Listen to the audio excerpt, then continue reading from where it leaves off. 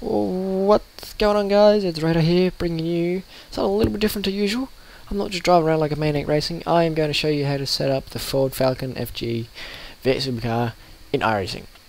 This is one of my favourite cars in the service at the moment. I've spent the last 2 seasons in it mainly. Once you get the hang of it, the racing is probably some of the best you'll have in iRacing. It helps that I'm an Aussie because it's a really Aussie dominated series, but for you Euros and Americas guys out there, there are splits for your area, so it's a C-class car, so it's open for most people.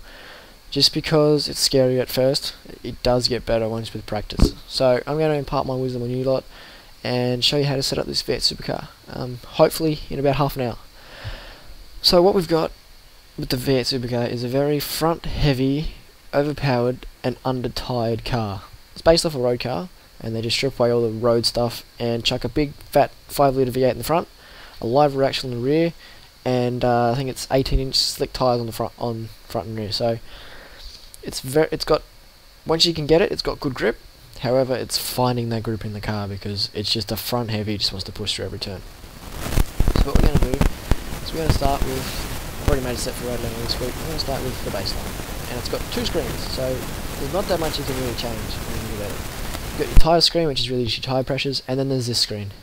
There's a few numbers there, a lot of which, once you know what it does, it's easy to figure out. So the baseline, there's a few changes you make straight away to the baseline. First off, these tyre pressures. They are qualifying tyre pressures by a long shot. There's no way you're going to do more than 2 laps on these tyre pressures without sliding into the wall. So what you want to do is the optimal range for performance in a race for the with tyre pressures is the 170 to 180 range. So what we're going to do is we're going to drop them into the 134s. This is just a good starting point because as you do 3 or 4 laps on a set, once you've fixed it up a bit, you'll see where these tyre pressures are, you'll even it out and try and get them in that range where they'll hit about the 174, 175 after about a 5-lap run. So once you've done that, tyres you can leave it alone until you finish your run. On this screen, it's pretty easy, split up into 6 parts. The front, left left rear, right rear, and the rear. And then you can split that in half again where you do with the front of the car, and then you do with the rear of the car. So we're going to work our way down the page and just make the necessary adjustments. First off, ballast. Get rid of it. Put it to 0. It has no real effect on the car. It's just more weight in the front that you've already got there. Next up, well, you leave your tone where you want. Steering ratio, I find it doesn't make a difference, so don't touch it. Brake bias, leave it there for now. So leave the rest of this as is for now. Front barrel, leave the arm setting on 3. Always start with your front and rear anti-roll bar arm settings at 3, so when we get to the bottom we'll fix that up. It just means you've got adjustability in the car from the get-go. Next up we come down to the front and rear the front tyres. What we're going to do is we're going to leave the springs there for now, however we will change them later. Camber, take that out to -2 degrees. Running that -3.2 degree camber, it just means you'll have a lot of grip in the turns, but it's going to bake the inside of those tyres, and it's just not good for running a long run with this car, especially with the amount the rear end slides. So, and cars does all a personal feel. If you want it to be a bit heavier steering feel, ramp it up, but that's up to you. Going down again, we'll leave the springs and everything as they are. Camber, again, rears, take it out to 2. The camber makes a big difference in the rears in regards to that. The more you stand the tyres up, so the less negative camber you've got, the more grip you're going to have when you come out of a turn. So when the car's straight, squatting on the rear tyres, you can just put the foot down. The more you lean the tyre, so the more negative camber, the more grip you're going to have in the turns, but the less in those are out of the hairpin sort of power zones. Come to the bottom, fuel, leave it at full. Rear end ratio, now this is just basically your gearing ratio. So 315 is the longest, so you'll get your top speed out of it. 375 is your shortest. So for this track we're running 325s. Watts length, leave it the same, and we'll just put this at 3. So we've done what we need to change to start with, so we'll take it out to the track. Now we're just going to do 1 lap to get a feel for it.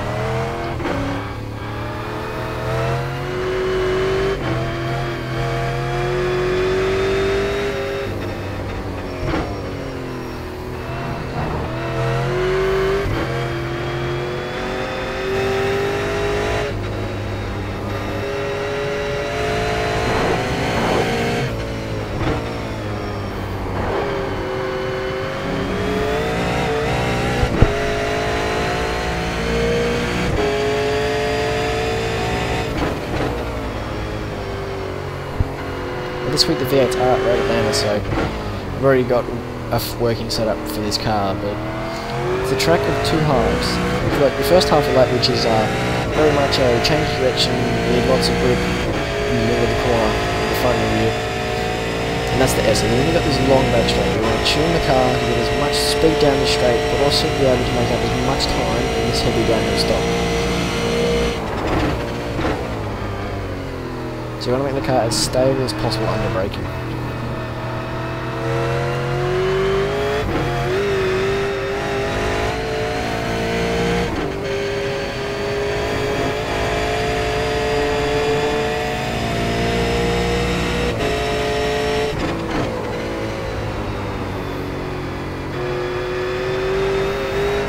bit of understeering with that turn 1 there.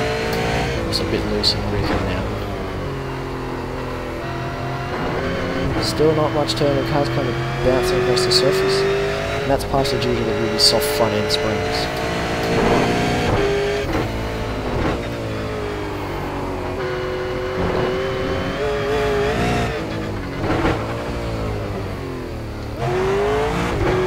So you can already see that I was going to stop the lap there because no use going on, because if it's understeering through the S's, it's going to be worse down the back here.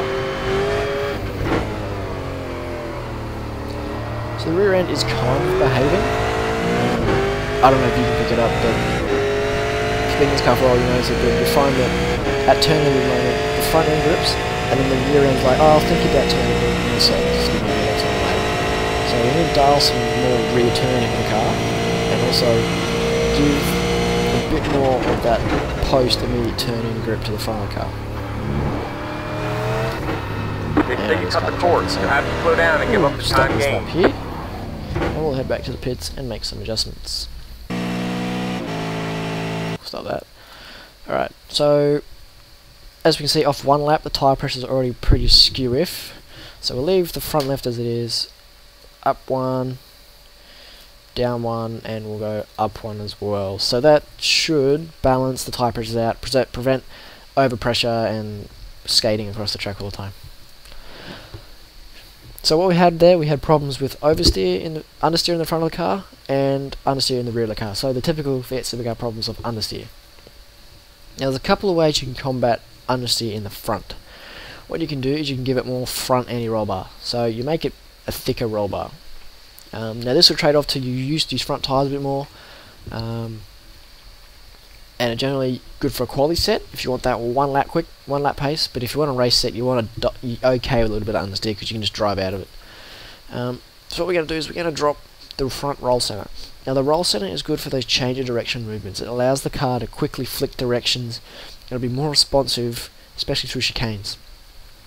So we're just going to, we don't need as much chicanes. We don't need to like do the flip-flops as quick. We kind of need to just do the slow transient movement. So we're just going to take a bit of roll center out. We'll take 10mm out of it. Apply that. Now I'm not saving any of this because if I'm not happy with it, I'll just start again. So we'll leave that as is for now. Try and get this to 0. Now we're going to look here at the suspension part of the car. So we found that it was bouncing across the surface. So we're going to give it to 160. This is generally where you want to put these front springs as well, at 160 Newton millimeters. Now that's going to bring the front of the car up off the ground as well, so it'll stop that bottoming out. That's good there for now. Now if you look at these ride heights, there's about a 5mm difference in each of them. Now for the long back stroke, we want to drop the rear of the car a bit. So we're just going to change the rear ride height here. Ooh, wrong way. The corner weights, I find they have no bearing on what happens with the car, so I often just ignore them. But you might get differing opinions from some of the quicker dudes. Again, the rear of the car seemed to bounce a bit, so I'm just going to go one click on both of the rear spring rates. That's all good. Excuse me. The Watts link is very similar to the front roll center.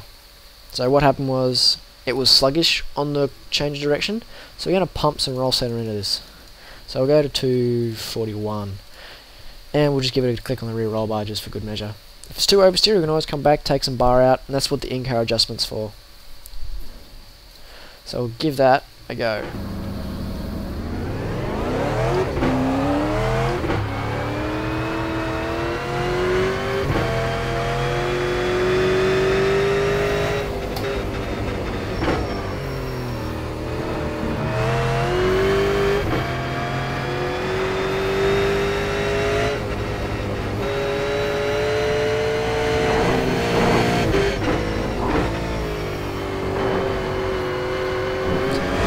It's still bouncing a little bit, but that's...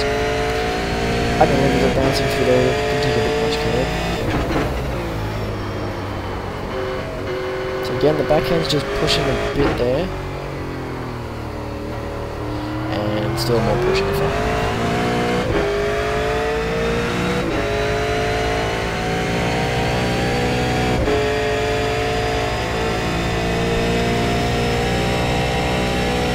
Front nozzle change did help, and it's important when you do these laps to understand what changes helped the car and what didn't help the car. So, when you're making a setup in your practice sessions, the important thing is not to drive to be quick, you strive to see what's different about what the car is doing. You want to see if it's affected the car positively or negatively, and changing accordingly. So, not only is it knowing what change will do, it's knowing about making the right change, and also, are you just overdriving the car? And there's the difference between the car's got no rear grip, or I've got a lead foot and I'm stamping the throttle.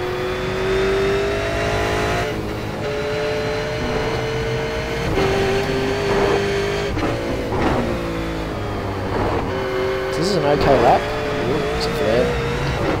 So that's something we want to try and dial out, because that curve, if you need to use it, you don't want the car to do what it just did. And I think it bottomed out there on the curve and it just turned into a crazy motion.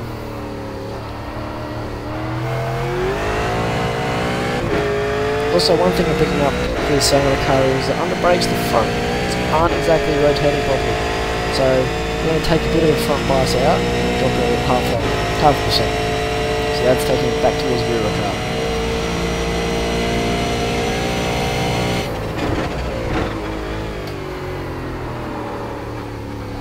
And there I just didn't get the car pulled up enough, so that's my bad.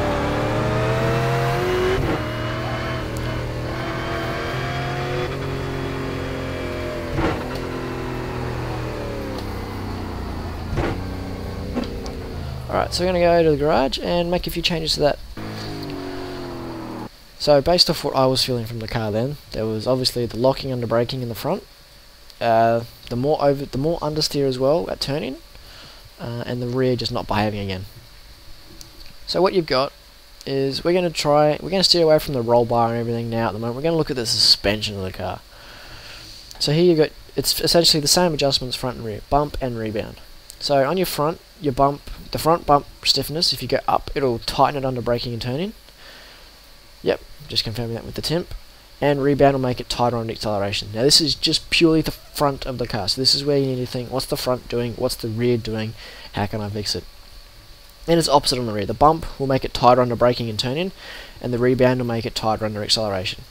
So when you think about it, the bump stop will be when the shock absorber hits the bottom, so as it compresses, and then the rebound will be as it comes out. So right, the bump under acceleration. So as you come off the corner, the car will squat, and depending on how much bump stiffness you've got, it'll depend on how much the spring will compress as you hit the throttle and the squats on those rear tyres. And if you've got a lot of rebound stiffness, it won't, when you hit the brake, the butt won't just fly up in the air and send it all crazy and lose the rear end. So what we're going to do is we're going to take out a bit of the tightness in the front and under acceleration as well. So I'm just going to drop these 2 clicks. Fine doing the adjustment symmetrically because it's a road course, so it should be the equal amount of left and right turns. It just helps with the balance of the car a bit.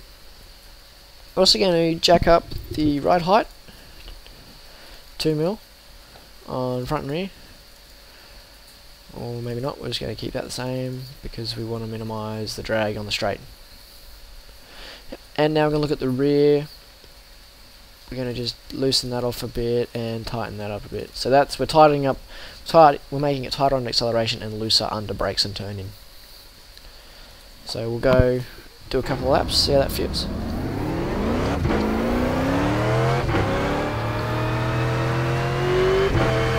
The V8 Supercar is such a fun car, not only because it's a challenge to get the hang of, but also it's very much a driver's car.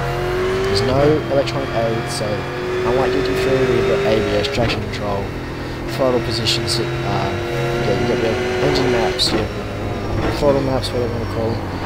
This is just a driver doing everything he has. They're literally the 3 adjustments I've got. My brake bias and my front wheel up.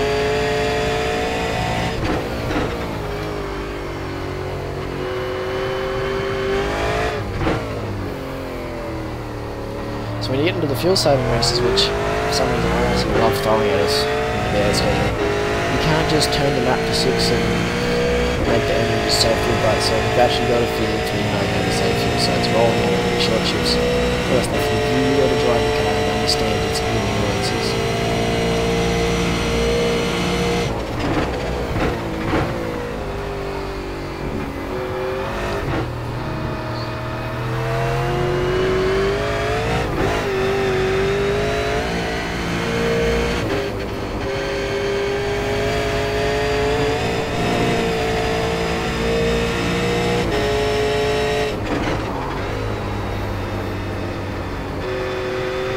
So I'm in a public practice, so people will join and I'm talking, so I'll talk back, I'll be funny.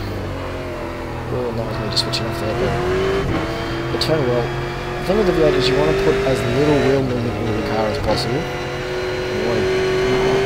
The reason being is too much and the car will just keep turning, which is it's really stupid. Once it turns, it wants to keep turning. And also you want to be able to straighten the wheel up as early as possible. Brake in a straight line, be off the brake and throttle in a turn, and then be back on the throttle with the wheel in a straight line. It's just the thing with the low rear axle, it's essentially no differential in the rear, it's a limited slip diff for the back, so both wheels will spin at the same speed regardless of if the inside tyre and the outside tyre. So throttle on in turns is just donuts. With the late down circuit work, this car's about to go. So that felt actually quite comfy like that.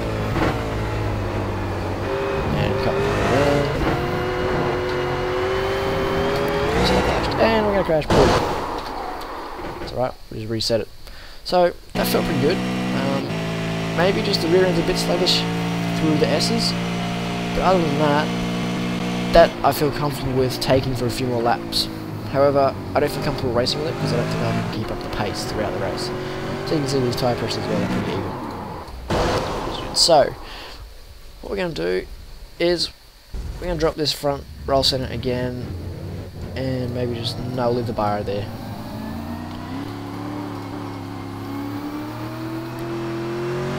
Yep, that's good. We're just going to raise the watts up to 260. This will just give that car more turn under in the flip flops. Very technical turn in the flip flop. So now's another go. We just turn on the relative, so don't really move.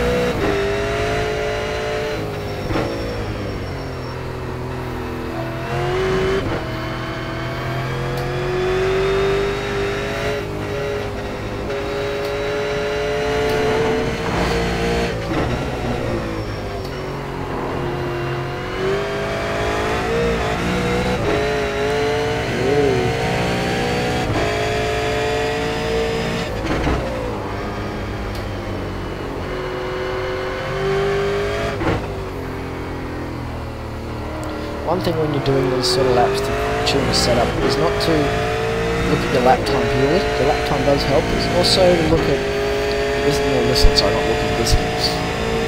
So when I listen, are the tyres scrubbing across the surface? Am I hitting the same engine note near turn or down the straight? So am I a bit clear on the straight? Am I hitting the limit on the sixth? I'm using notch.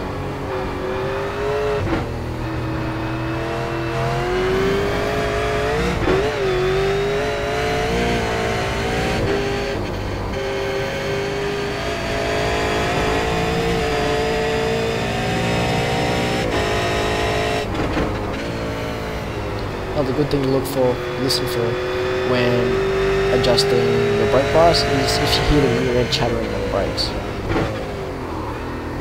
Couldn't need to do it just then, but that's the way of knowing either you've got too much rear brake bias, so you're one or two clicks forward, or the rear suspension isn't set up for heavy braking. It's just the rear end just flying up in the air once you hit the pedal, and it's just and that uncomfortable feeling is not good in a long race. So there you go, there was a little chatter there. But this feels like a good baseline set that I could fine tune, so it's probably taking, maybe, I can't remember the time anymore, it's probably about half an hour, and we've got a set that would easily run a race, and we'd finish top 10 maybe. Again, setups will help, but driver ability will make a lot of difference in this car. Whoa. There you go, guys, that is a very quick rundown of how to make a baseline setup.